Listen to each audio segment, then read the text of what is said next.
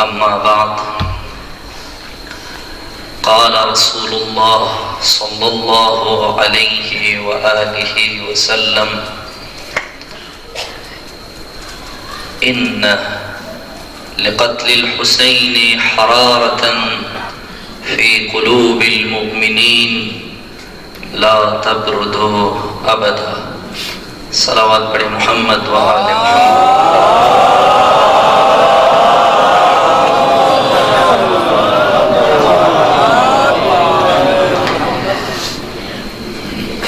کرتے ہیں پروردگار عالم کے حضور، پروردگار ہمارے اس قلیل سی عبادت کو اپنی بارگاہ میں قبول و مقبول فرما. پروردگار ہم تیرے گناہگار و خطا کار بندے ہیں، ہمارے گناہان کبیرہ و صغیرہ کو فدر گزر فرما. پروردگار جتنے بھی مومنین اس فرش عذاب پہ تشریف فرما ہیں، پروردگار ان سب کے توفیقات خیر میں اضافہ فرما. جن جوانوں نے اس مجلس کا اہتمام کیا ہے اور وہ مومنین جو اس فرش عزا کے سلسلے میں تعاون کرتے ہیں، پروردگارہ سب کی توفیقات خیر میں اضافہ فرما. جتنے بھی مومنین پریشان حال ہیں، مریض و مریضہ ہیں، پروردگارہ بحق ائمہ اطہار ان سب کی پریشانیوں کو دور فرما. جو مریض و مریضہ ہے انہیں صحت کاملہ عطا فرما. وہ مومنین جنہوں نے اولاد کی تمنا کا اظہار کیا ہے، خدایا انہیں اولاد صالح عطا فرما. دشمنان اسلام، دشمنان قرآن، دشمنان اہل بیت کو نیست و نابود فرما. رہبر انقلاب اسلامی کا سایہ دراز فرما. امام زمانہ جل اللہ تعالی فرجہ شریف کی ظہور میں تعجیل فرما. ہمیں امام کے اعوان و انصار میں شامل ہونے کی توفیق عطا فرما. ہزار شکر ہے ذات رب العزت کے حضور کہ جس عظیم ہستی نے ہم سب کو ذکر حسین، یاد حسین، غم حسین برپا کرنے کی توفیق عنایت فرمائی ہے.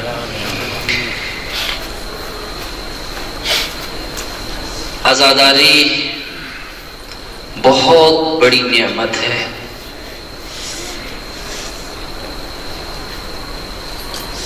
نعمت جو اللہ نے انسان کو عطا کی ہے. نعمت شناسی خود ایک علم ہے. بہت سارے علوم جو ہم پڑھتے ہیں اور دلچسپی لے کر پڑھتے ہیں، ہم ان علوم میں دلچسپی لیتے ہیں جن علوم سے اچھی نوکری مل جاتی ہے، جس سے بہتر جاب مل جاتی، اس علم میں ہم زیادہ دلچسپی لیتے ہیں. لیکن وہ علوم جو انسانی علوم شمار ہوتے ہیں، لیکن اسے زیادہ اہمیت کے ساتھ پڑھنے کی ضرورت ہے.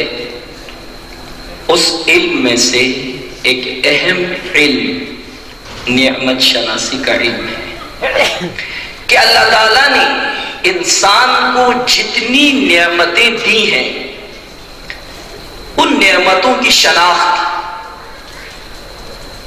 ان نعمتوں کی حقیقت، وہ نعمتیں انسان کی کس ضرورت کو پورا کرنے کے لیے اللہ نے عطا کی ہے، یہ خود ایک علم ہے. گوناگون نعمتیں ہمارے پاس موجود ہیں، لیکن ہم نے کبھی نہیں سوچا کہ اللہ تعالیٰ نے یہ نعمت ہمیں کیوں دی ہے. اولاد کی نعمت، والدین کی نعمت، یہ اللہ کی عطا ہے، لیکن یہ نعمت خدا کی امانت ہے. گوناگون نعمتیں دیں، یہ نعمتیں، اور ہر نعمت سے بڑھ کر ایک نعمت، ہر نعمت سے بڑھ کر ایک نعمت. جب سے سب سے بڑی نعمت یہ ہے کہ اللہ تعالیٰ نے ہم سب کو انسان بنا کر خلق کیا ہے. لقد کرمنا بنی آدم. بنی آدم ہونا خود ایک بہت عظیم نعمت ہے. اللہ تعالیٰ نے بے شمار مخلوقات خلق کیے کہ اگر انسان ان مخلوقات کو شمار کرنا چاہے اس کی عمر ختم ہو جائے گی، لیکن وہ مخلوقات گن گن کر انسان تھک جائے گا، لیکن وہ مخلوقات انسان شمار نہیں کر سکتے. اتنی گوناگون مخلوقات ہے خدا کی. ان تمام مخلوقات میں ایک مخلوق ایسی ہے کہ جس کو خلق کرنے کے بعد اللہ نے ناز کیا ہے. اور اللہ نے بھی فرمایا جب انسان کو خلق کیا، خلق کرنے کے بعد اللہ نے فرمایا فَتَبَارَكَ اللَّهُ أَحْسَنُ الْخَالِقِينَ، کہ ہمیں خلق کر کے، انسان کو خلق کر کے اللہ نے ناز کیا ہے. تو انسان ہونا خود ایک عظیم نعمت ہے. پھر اللہ تعالیٰ نے اس انسان کے لیے کچھ نعمتیں اللہ نے انسان کی بدن کی ضرورت کو پورا کرنے کے لیے خلق کیا ہے. انزل من السماء ماء فاخرج به من الثمرات رزقا لكم، کہ ہم نے زمین آسمان سے بارش برسا کر زمین میں تمہارے لیے طیب و طاہر غذا پیدا کی ہے. یہ بھی نعمت ہے، یہ بدن کی نعمت ہے.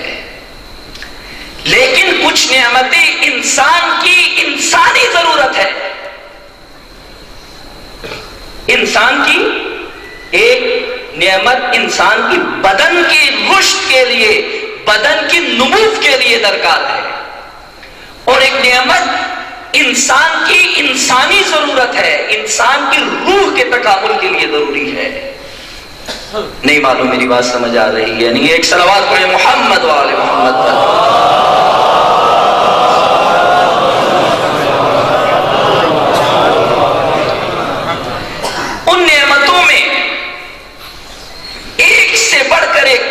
ایک سے بڑھ کر ایک نعمت. اور پھر اللہ تعالیٰ نے ان نعمتوں کا سلسلہ جو حضرت آدم سے شروع ہوا، رسول خدا صلی اللہ علیہ وآلہ وسلم پر آ کر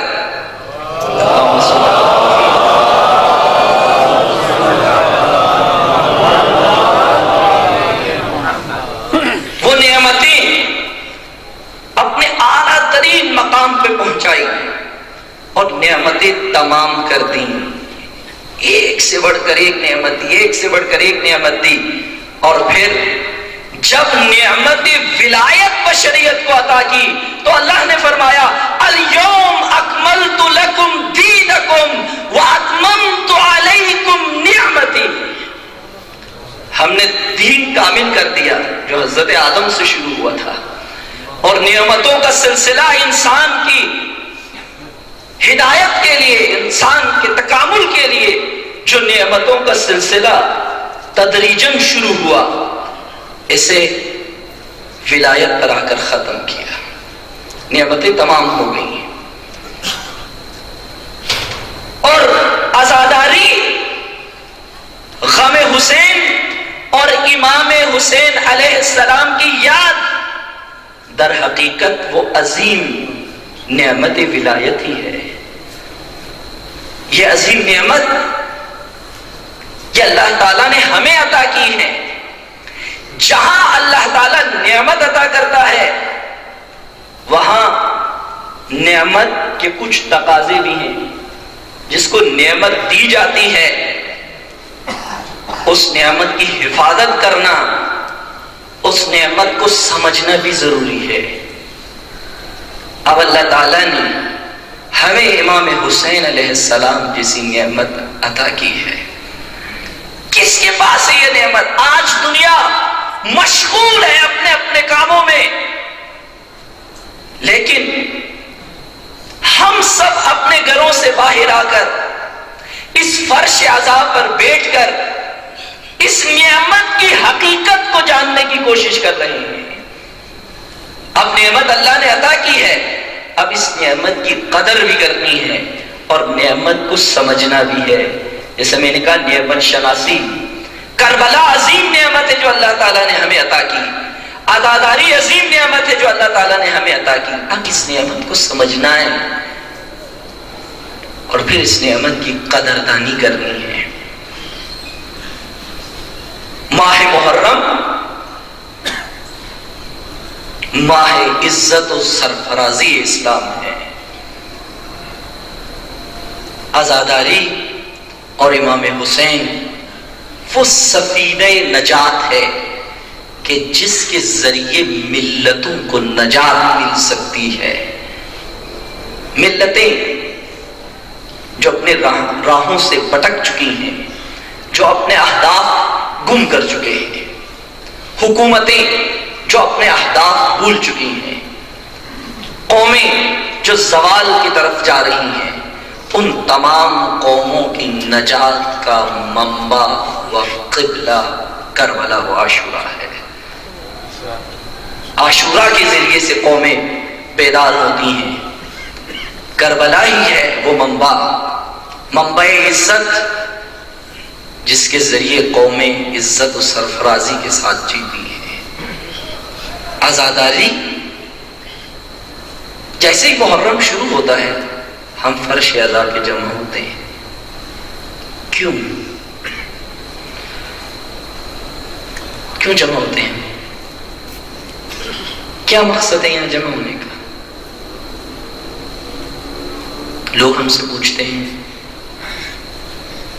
لوگ عزاداری کرنے والوں سے پوچھتے ہیں نا، بھئی آپ ماتم کیوں کرتے ہو؟ آپ روتے کیوں ہو؟ آپ فرش عزا پہ کیوں آتے ہو؟ آپ امام حسین پہ گریہ کیوں کرتے ہو؟ اعتراض کرتے ہیں کہ امام حسین پر گریہ کیوں کرتے ہو، عزا کیوں کرتے ہو؟ جواب تو ہونا چاہیے، عزا کس لیے ہے؟ عزا کس کی سنت ہے؟ عزاداری در حقیقت عہد و پیمان ہے. عہد کے لیے، رسم کے لیے نہیں. عموماً متاسفانہ میں یہ بات کہنا پڑتا ہے کہ عزاداری کو ہم نے رسم بنا لیا ہے. آئیں گے، ذکر سنیں گے، ثواب حاصل کریں گے اور اس کے بعد چلے جائیں گے اور مطمئن ہو کے چلے جائیں گے. بہت ثواب ملا ہے ہمیں، امام بہت خوش ہو گئے، امام ہم سے راضی ہو گئے ہیں. یہ رسوماتی عزاداری ہے، ایک حسینی عزاداری ہے، حقیقی عزاداری ہے. مکتبی عاشورہ ہے، حسینی عاشورہ ہے. وہ کون سی عزا ہے؟ وہ عزا عہد اور پیمان ہے. کیا ہے؟ اے مولا و آقا، وہ راستہ جو آپ نے طے کیا ہم طے کریں گے، وہ سفر جو آپ نے شروع کیا اسے منزل تک ہم پہنچائیں گے. بھئی عزاداری کا سلسلہ شروع اس لیے کیا کہ عزاداری در حقیقت تحریک کربلا کے تسلسل کا نام ہے کہ یہ تحریک تا ابد جاری رہے. تحریکیں رکنے کے لیے نہیں ہوتی، ختم ہونے کے لیے نہیں ہوتی، اور تحریکیں رسومات کے لیے بھی نہیں بنائی جاتی. کوئی بھی تحریک کسی شخصیت نے بھی شروع کی ہو، کیا تحریکیں تسکین پہنچانے کے لیے ہوتی ہیں یا تحرک دینے کے لیے ہوتی ہیں، حرکت پیدا کرنے کے لیے ہوتی ہیں؟ تحریکیں حرکت دینے کے لیے بنائی جاتی ہیں، شروع ہی حرکت دینے کے لیے کی جاتی ہیں. تو تحریک کربلا، تحریک عاشورہ، یہ تحریک، یہ بیداری کی تحریک، یہ عزت و سرفرازی کی تحریک، یہ نسلوں کو آنے والی نسلوں کو راہ خدا کی طرف لانے والی تحریک یہ جاری ہے، اور یہ عزاداری کی صورت میں جاری رہے گی، اور عزاداری اسی امام حسین کے تحریک کا تسلسل ہے۔ لیکن جب عزا رسم بن جائے، غم حسین رسم میں تبدیل ہو جائے، پھر پتہ مشکل کیا پیش آتی ہے؟ مشکل یہ پیش آتی ہے کہ رسم سے ہمیں سکون ملتا ہے، رسم ادا ہو جانے کے بعد امام حسین نے جو تحریک شروع کی، اس تحریک کو اب ہم نے آگے بڑھانا ہے، اسے ایک نسل سے دوسری نسل میں اسے منتقل کرنا ہے۔ بہت ساری چیزیں جو میراث باپ داداؤں سے ہمیں ملتے ہیں، اس کو ہم کیا کرتے ہیں؟ اپنی بعد والی نسل میں منتقل کر دیتے ہیں۔ باپ اپنے بیٹے کے نام کر دیتا ہے، باپ اگر کسی سانحے میں فوت ہو جائے، بعد میں رہ جانے والے باپ کے میراث کو تقسیم کر دیتے ہیں، اور یہ میراث ایک نسل سے دوسری نسل میں منتقل ہو جاتی ہے۔ اسی طرح کربلا و عاشورا ایک نسل سے دوسری نسل میں یہ کربلا کی تحریک منتقل ہونی چاہیے۔ اور جیسے کربلا ہے، جس طرح امام حسین نے کربلا کو پیش کیا ہے، اسی طرح اسی تفسیر کے ساتھ بغیر کسی تحریف کیے وہی کربلا دوسری نسل میں منتقل کرنے کی ضرورت ہے۔ یہ کب ہوگا؟ جب کربلا کی حقیقت کو درک کریں گے۔ اگر کربلا فقط رسم کی حد تک رہے تو مشکل یہ پیش آتی ہے کہ ہم سال ہر سال در بدر رہیں گے، کبھی کہیں سے کچھ لیا، کبھی کہیں سے کچھ لیا، کبھی کہیں سے کچھ لیا، کبھی کہیں سے کچھ لیا، چلتا ہوں تھوڑی دیر ہر ایک راہ رو کے ساتھ، پہچانتا نہیں ہوں ابھی راہبر کو میں، پہچانتا نہیں ہوں ابھی راہبر کو میں۔ یہ حالت قوموں کے اوپر آتی ہے۔ کب آتی ہے؟ جب قومیں بیداری کا راستہ چھوڑ دیتی ہیں۔ علامہ اقبال نے اپنی قوم کو خطاب کر کے فرمایا، اے میری قوم، از خواب گرن خواب گرن خواب گرن خیز، اے چشم جہان بین بے تماشائے جہان خیز۔ اے میری قوم، سوئے ہوئے ہو، جاگ جاؤ، بیدار ہو جاؤ، بیدار ہو جاؤ، بیدار ہو جاؤ۔ معمار حرم، اے حرم کو تعمیر کرنے والے، اے اسلام کو زندہ کرنے والے، اے وہ جن کے پاس عاشورا کی طاقت و قوت ہے، وہ سب کچھ تمام قدریں زندہ کرنے کی قوت رکھتے ہیں جن کے پاس عاشورا ہو۔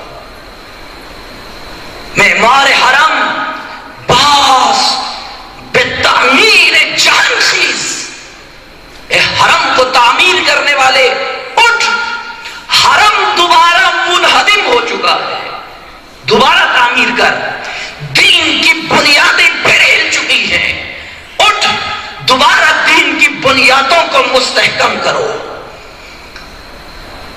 دین کی قدریں پھر پامال ہو چکی ہیں۔ اصحاب گرن خیز، اس خواب غفلت سے بیدار ہو جاؤ اور دوبارہ دین کے قدروں کو معاشرے میں پھر زندہ کرو، پھر فخر سے کہو کہ میں حسینی ہوں، میرا تعلق کربلا و عاشورا سے ہے۔ جب امام حسین علیہ السلام کی زندہ کردہ قدریں معاشرے میں نہ رہے تو پھر یہ معاشرہ مردہ معاشرہ ہے۔ دیکھنا ہوگا، جائزہ لینا ہوگا، وہ قدریں جو امام حسین علیہ السلام نے کربلا میں اس قربانی کے ذریعے زندہ کی، آج ہمارے معاشرے میں زندہ ہیں یا نہیں ہے؟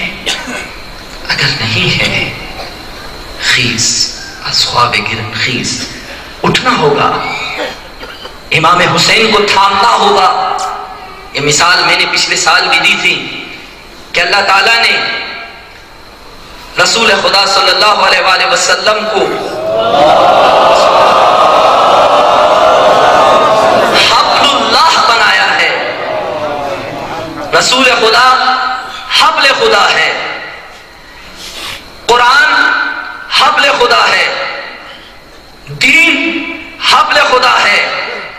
امام علی، یا علی انت حبل اللہ المتین، حبل خدا ہے۔ امام حسین حبل خدا ہے۔ حبل یعنی رسی، تھامنے والی رسی۔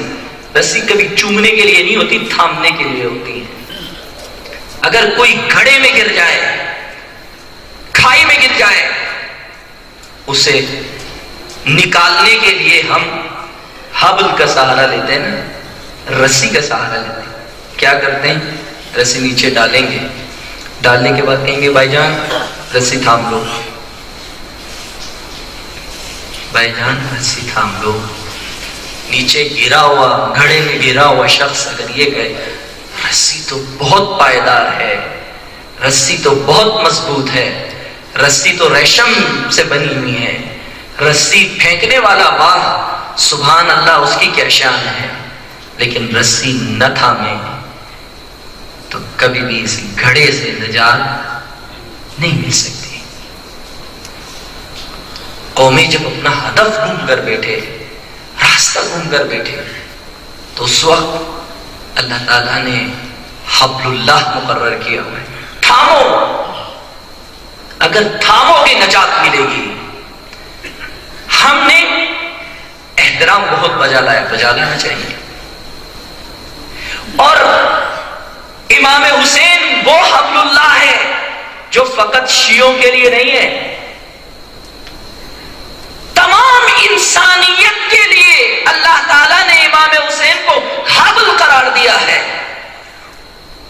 کوئی قوم بھی اگر پستی و ضلالت میں زندگی گزار رہی ہو، اگر وہ قوم نجات پانا چاہے، عزت و سرفرازی کے ساتھ جینا چاہے، تو اس قوم کے لیے اللہ نے جو حبل مقرر کیا ہے، اس حبل کا نام امام حسین علیہ السلام ہے۔ یہ حبل تھامیں گے تو نجات ملے گی۔ اور یہ اس وقت ہوگا جب بیداری آئے، خواب غفلت سے جاگ جائے۔ چھوٹا بچہ ہوتا ہے جو جب بے شعور ہوتا ہے نا، تو آپ نے اس کی حرکتیں دیکھی ہوں گی، بہت پیاری پیاری حرکتیں کرتا ہے چھوٹا بچہ، بالکل جو ابھی 1 سال بھی نہیں ہوا اس بچے کا۔ وہ کیا کرتا ہے؟ اس کے سامنے اگر پتھر آئے کیا کرے گا؟ اٹھاتا ہے، پھر کیا کرتا ہے؟ بولے، منہ میں ڈالتا ہے۔ پھر تھوڑا آگے بڑھتا ہے، تنکا ملے کیا کرتا ہے؟ منہ میں ڈالتا ہے۔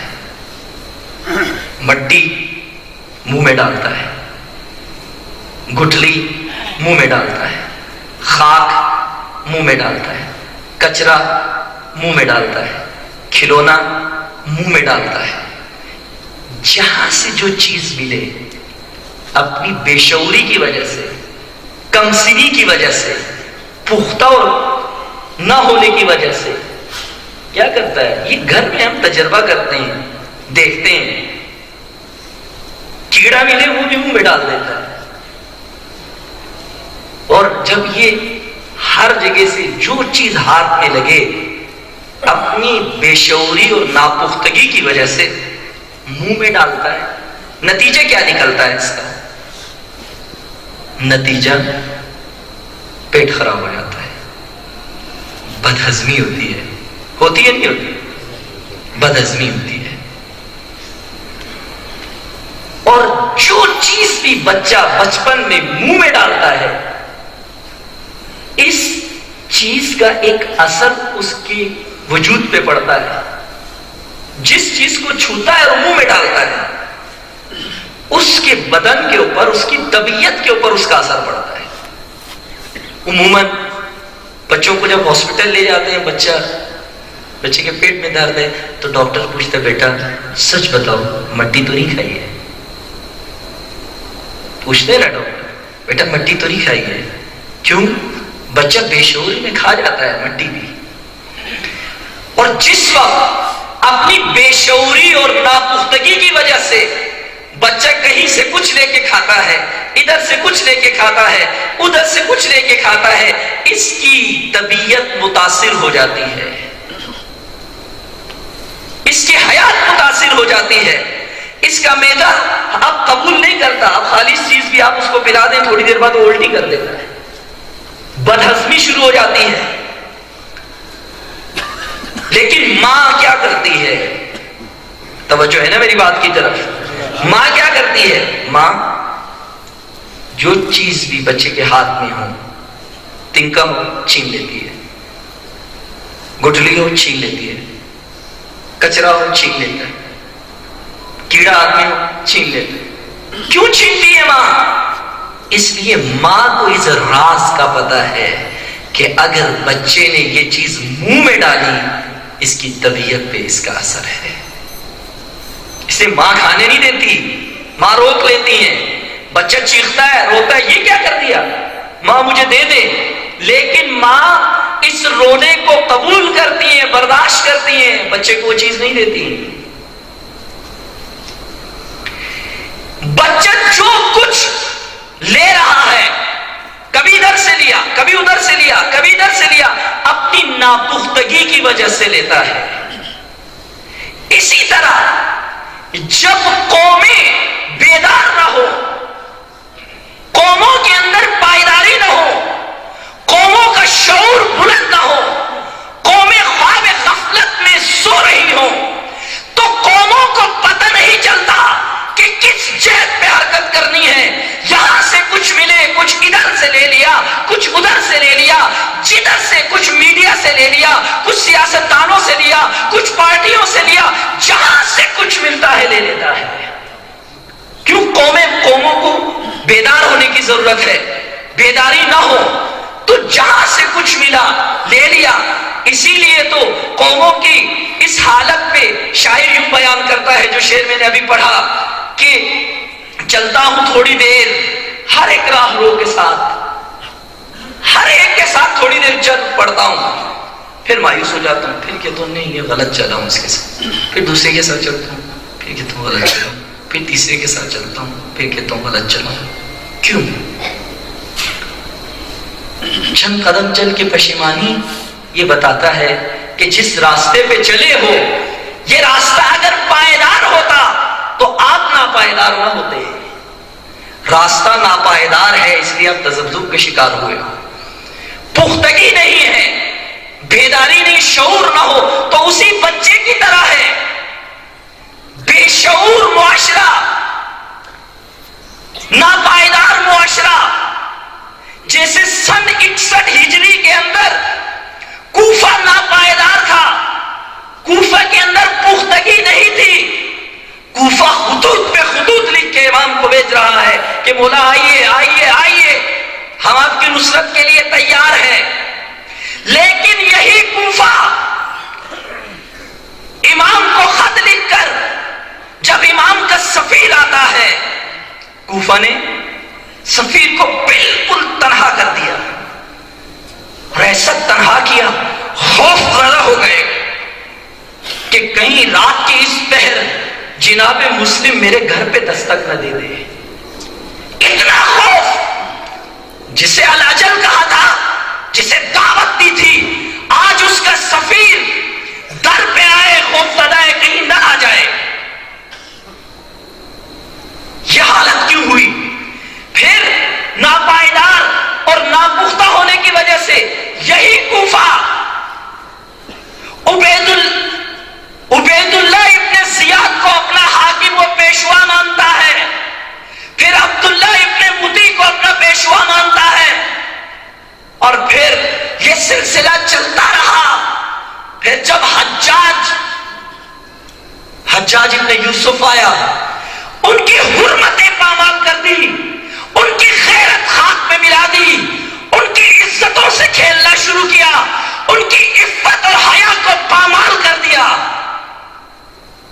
اور یہ قوم، یہ ناپائیدار ملت، یہ کوفہ کھلونا بنا رہا، کبھی ادھر تو کبھی ادھر، کبھی ادھر تو کبھی ادھر۔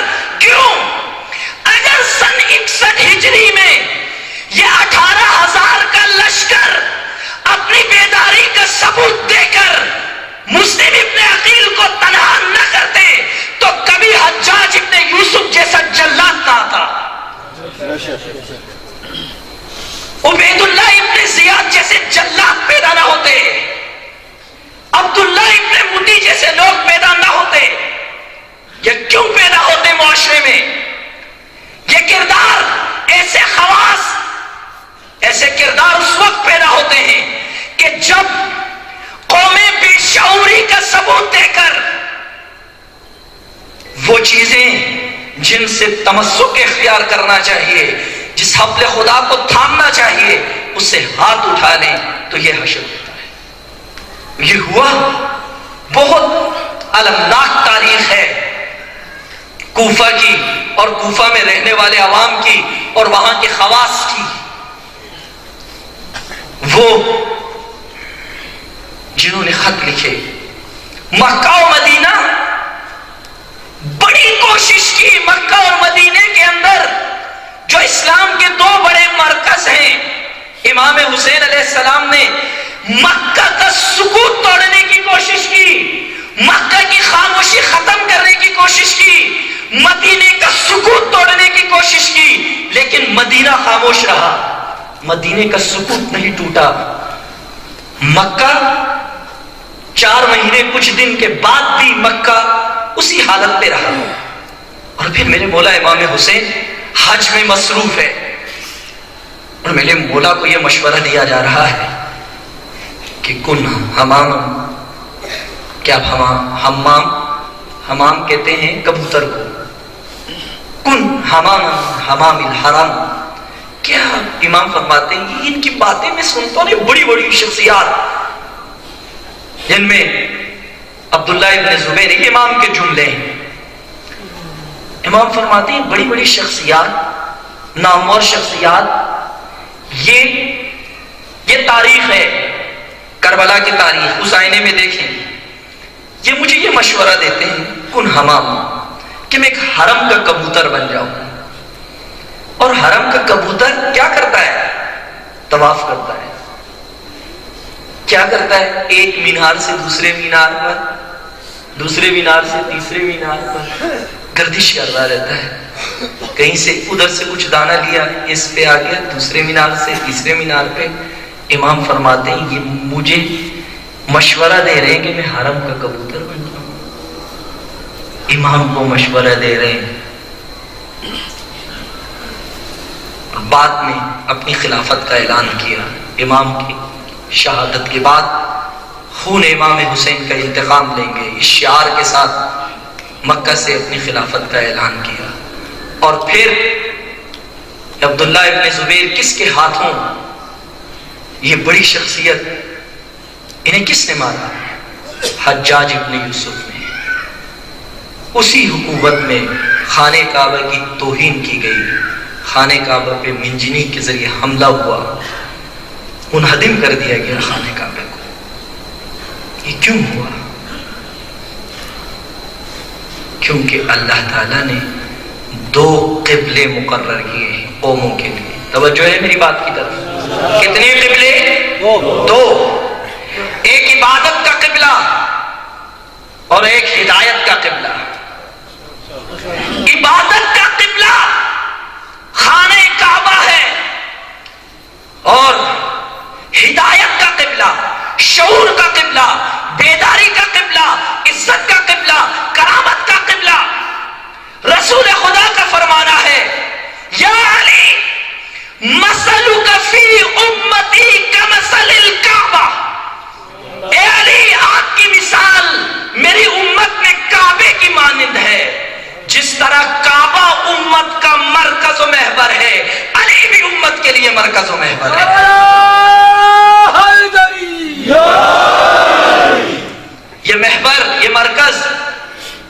اس سے جڑے رہنا ہے. جس طرح مولا علی علیہ السلام مرکز ہدایت ہے، قبلہ ہدایت ہے، امام حسین علیہ السلام بھی، امام حسین یعنی شعور کا قبلہ. جس قوم کے پاس امام حسین جیسا امام ہو اور وہ قوم اگر بیدار نہ ہو تو جان لینا کہ اس قوم نے مولا امام حسین علیہ السلام کو امام نہیں مانا ہے،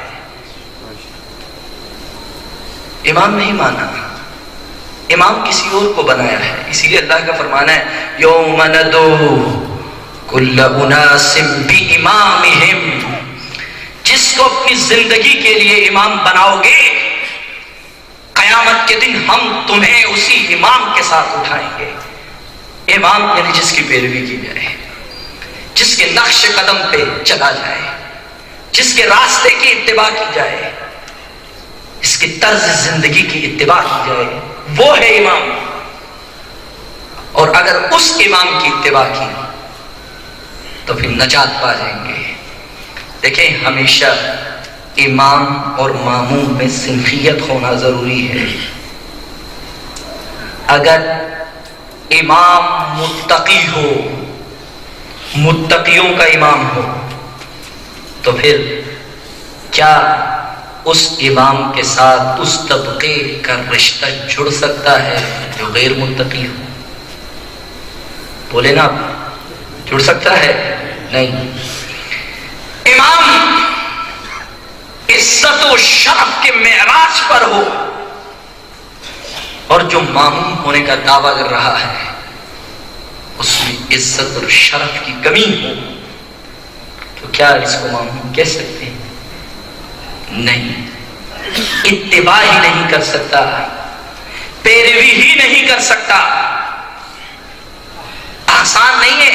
72 نے فقط کیوں پیروی کی؟ باقی دعویٰ تو کر رہے تھے. میں نے پچھلے سال آپ کے سامنے وہ خطوط پڑھے جس میں امام کے نام جنہوں نے خط لکھے نحن ننتظرونک فالاجل الاجل الاجل، ہم آپ کے انتظار میں ہیں، آئیے آئیے آئیے. جب امام آ گئے، امام کے مقابلے میں لشکر لے کر آئے. امام نے کہا کہ آپ وہی تو ہو جس کے خطوط میرے پاس ہے، دکھایا، یہ دیکھو یہ مہر بھی لگی ہوئی ہے. کیوں نہیں آئے؟ پھر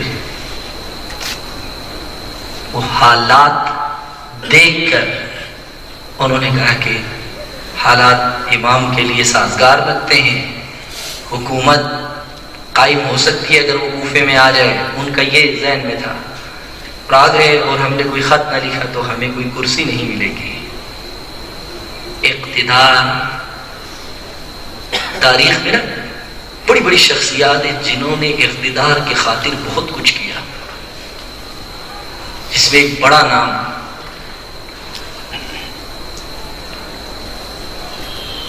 بڑے بڑے نام، ایک نام نہیں بلکہ بڑے بڑے نام ہیں.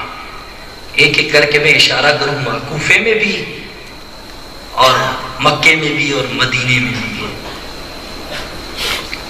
اور پھر بعد میں اسی کے خاندان سے، اسی کی نسل سے حکومت قائم ہوئی. اور پھر ایسے تلخ داستانیں امت اسلامیہ پر وہ تلخ دن آتے گئے آتے گئے آتے گئے. اور آج بجھی عشق کی آگ اندھیر ہے، مسلمان نہیں آگ کا ڈھیر ہے. کہیں مسلم کہیں تلاش کرو.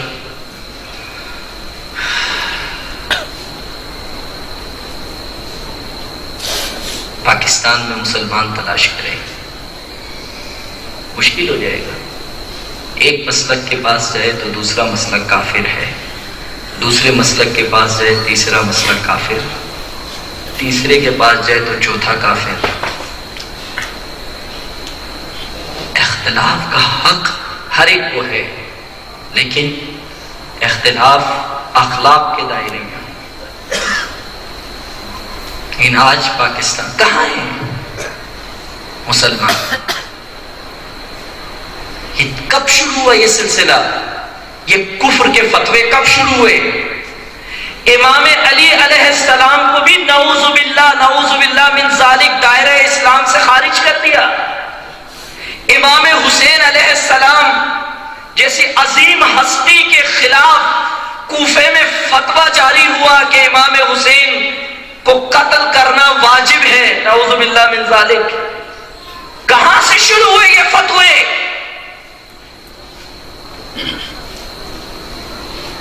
رحمت رسول خدا کے بعد. کیوں؟ کیونکہ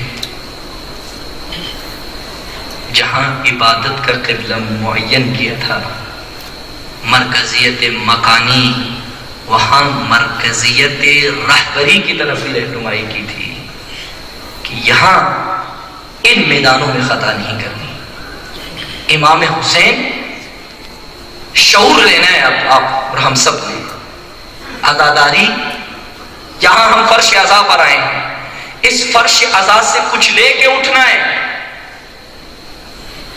یوں نہ ہو عزاداری میں آئے، اس کے بعد جب فرش عزا سے اٹھے تو اس بچے کی طرح کسی کی بات سن لی اس طرف چلے گئے، سوشل میڈیا پہ کوئی کلپ آ گئی ادھر چلے گئے، کوئی سیاسی بیان سنا ادھر چلے گئے، کوئی سبز باغ دیکھا ادھر چلے گئے. اپنا نظریہ، اپنا راستہ، اپنا ہدف. کہاں جا رہے ہیں آج ہماری قوم؟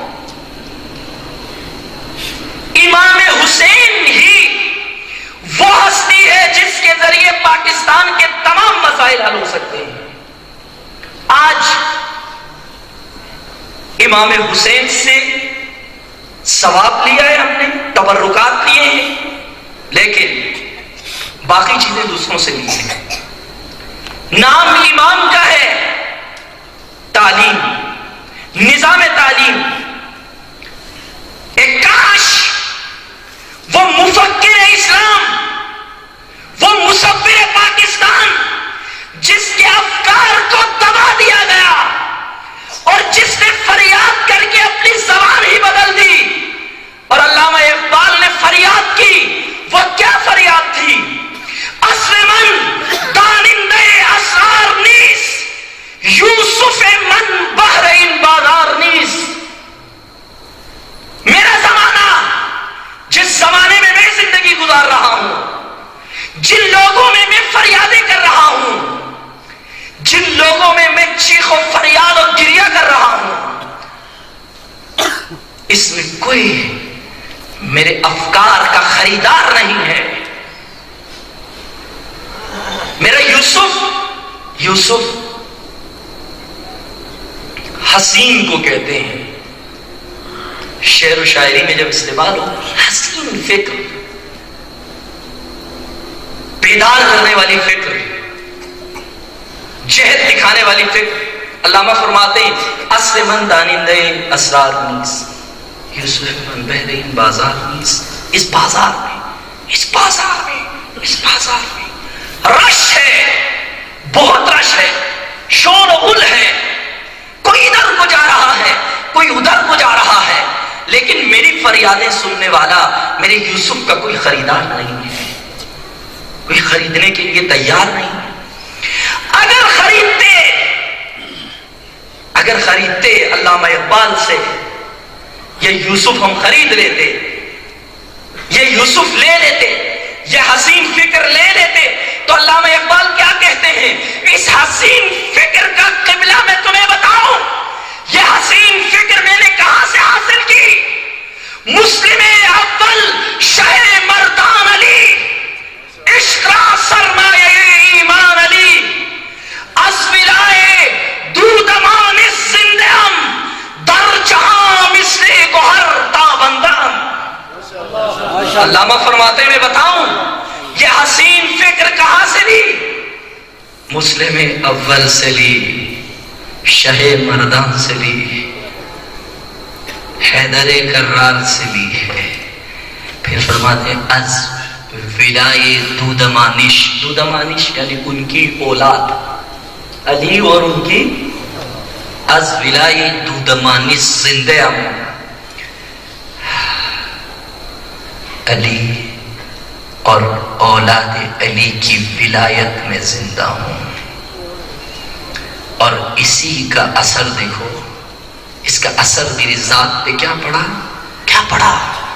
در جہان مثل گوہر تابندہم، اور اس پورے جہان میں میرا فکر گوہر کی طرح چمک رہا ہے۔ یہ درخشان فکر فرماتے ہیں میں نے اپنا قبلہ ڈھونڈ لیا، قبلہ معین کر کے بتایا۔ امام حسین یعنی قبلہ شعور، امام حسین قبلہ بیداری، امام حسین عزت کا قبلہ، امام حسین غیرت کا قبلہ، امام حسین حیا کا قبلہ، امام حسین عفت کا قبلہ، امام حسین اخلاص کا قبلہ، امام حسین غیرت کا قبلہ، امام حسین شجاعت کا قبلہ، امام حسین وفا کا قبلہ۔ اور جس نے امام حسین کو قبلہ بنایا ہو وہ قومیں عزت و سرفرازی کے ساتھ آگے بڑھتی ہیں۔ لبیک یا حسین، لبیک یا حسین، لبیک یا حسین، لبیک یا حسین۔ لبیک کہنے کا ادب یہ نہیں ہے، قبلہ شعور سے شعور لینے کا عزم کریں، قبلہ بیداری سے بیداری لینے کا عزم کریں، غیرت کے منبع سے غیرت لینے کا عزم کر لیں، عفت کے منبع سے عفت لینے کا عزم کر لیں، اور اس کے بعد پورے وجود کے ساتھ جتنی محبت امام حسین کے لیے رکھتے ہو، جتنی محبت آل امام حسین کے لیے رکھتے ہو، جتنی محبت امام علی علیہ السلام سے رکھتے ہو، جتنی محبت قرآن سے رکھتے ہو، جتنی محبت رسول خدا سے رکھتے ہو، اپنی پوری محبت کو اپنی مٹھی میں جمع کر کے عزم حسینی کے ساتھ، طاقت و قوت کے ساتھ، عزم زینبی کے ساتھ، لبیک یا حسین، لبیک یا حسین، لبیک یا حسین، لبیک یا حسین، لبیک یا حسین۔ جزاک اللہ۔ یہ لبیک قوموں کی بیداری کا شعار ہے۔ کاش کچھ نعرے، کچھ شعار ہر زبان پہ جاری ہوں، ہر گھر پہ لکھا ہوا ہو۔ کچھ نعرے سیاسی نعرے کہلاتے ہیں، کچھ نعرے کسی پارٹی کے ساتھ خاص نعرے کہلاتے ہیں، کچھ نعرے کسی ضلع سے وابستہ لوگوں کے ساتھ مخصوص ہیں، لیکن ایک نعرہ بشریت کی نجات کا نعرہ ہے۔ بشریت کی نجات اس شعار میں ہے۔ وہ کون سا شعار؟ وہ جو میرے مولا کا شعار تھا۔ ایک نعرہ میرے مولا نے بھی سکھایا تھا، اسی نعرے میں عزت ہے قوموں کی۔ وہ نعرہ اگر ازبر ہو جائے، بچوں کو دودھ میں پلائیں مائیں، یہ بچے کبھی بھی ذلت کے راستوں پہ نہیں جائیں گے۔ وہ کون سا نعرہ ہے؟ حیات، حیات، حیات من الذلہ، کہ ذلت کا راستہ ہم سے دور ہے۔ لکھ کے لگائیں اپنے گھروں میں، لکھ کے لگا دیں،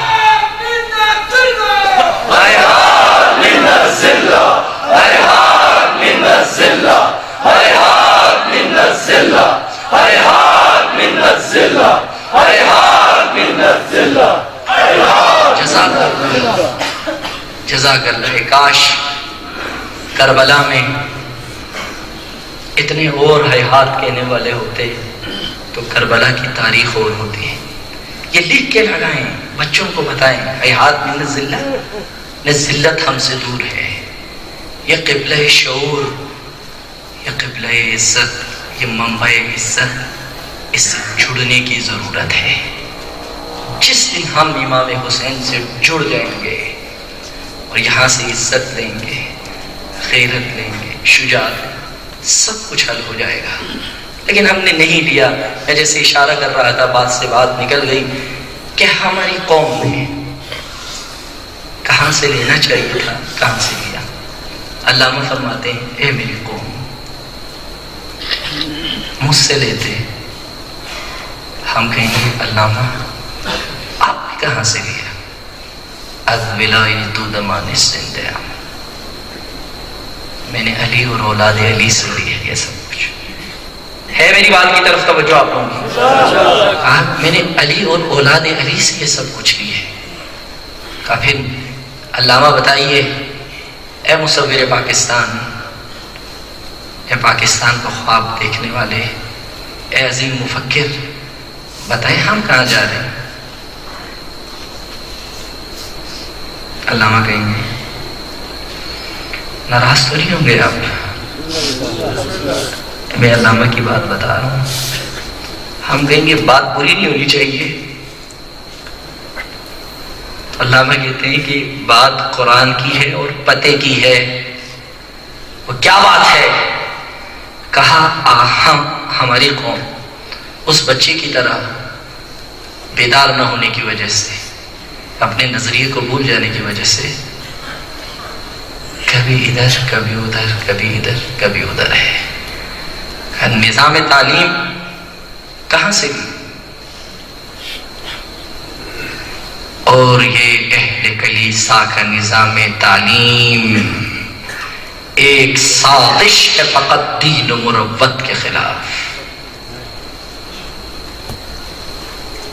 حاضر ملک الموت ہے تیرا جس نے قبض کی روح تیری دے کے تجھے فکر معاش.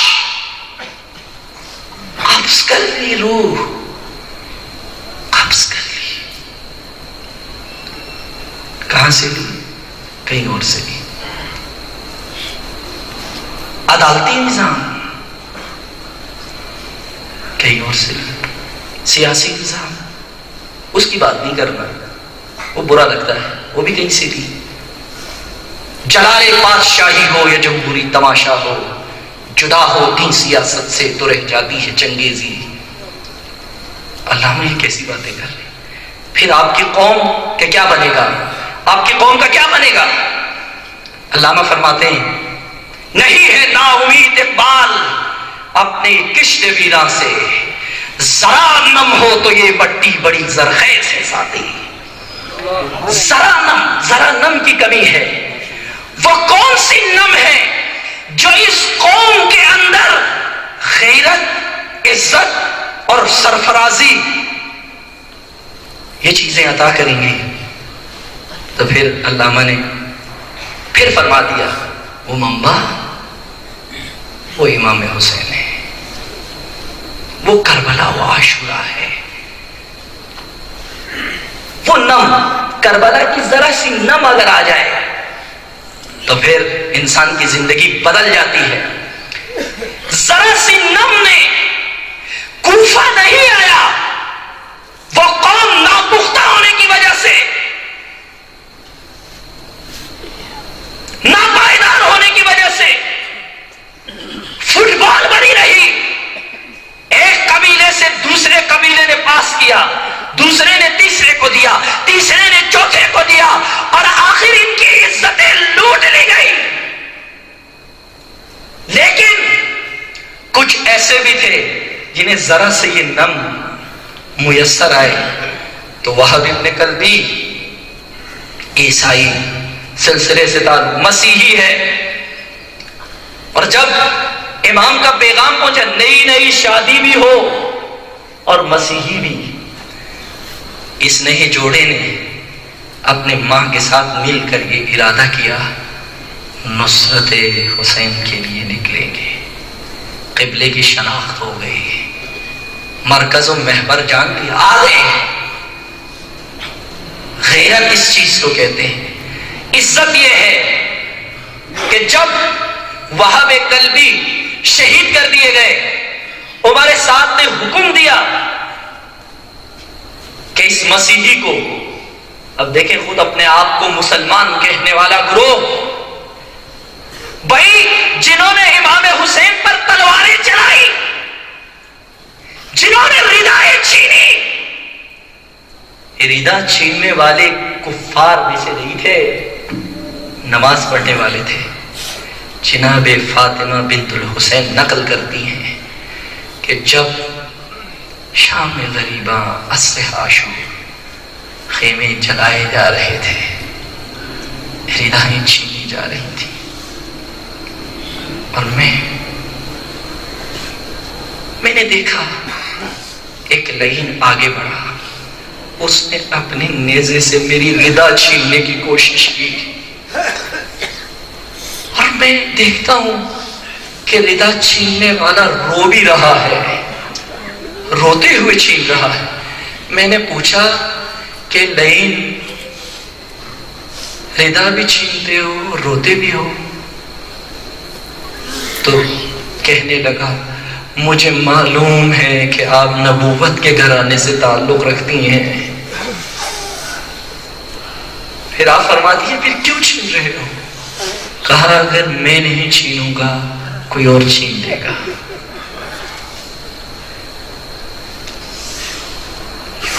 تاریخ ہے کیوں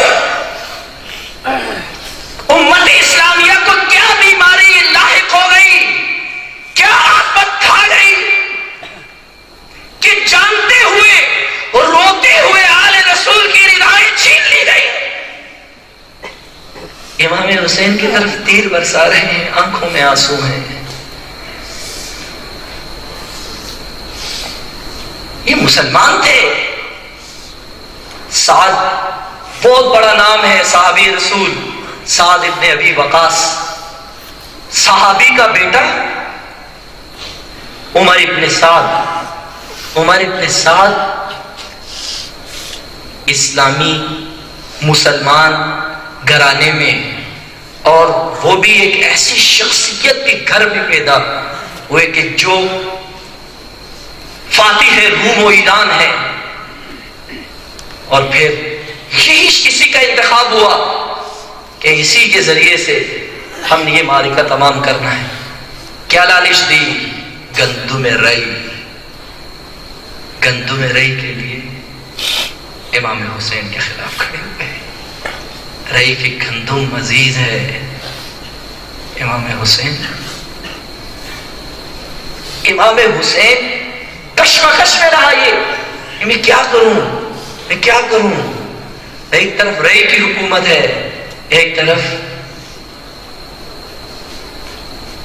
نواسہ رسول فرزند رسول ہے۔ آخرکار یہ مسلمان، ان کے ہاتھوں اتنا بڑا سانحہ ہوا، اور پھر وہاب ابن کلبی کے لیے یہ حکم صادر کیا، یہی عمر سعد نے، کہ سر قلم کیا جائے اور امام حسین کی خیمگاہ کی طرف پھینکا جائے۔ سر قلم کر دیا گیا، اور جب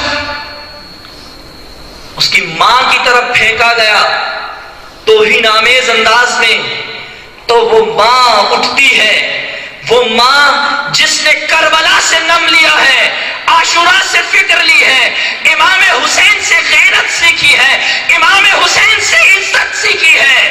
امام عزت کے پیروکار نے آگے بڑھ کر اپنے فرزند کا سر مبارک اپنے دست مبارک میں لے کر لشکر اشقیاء کی طرف پھینک کر یہ بتا دیا کہ میں امام عزت کا پیروکار ہوں، اور فرمایا کہ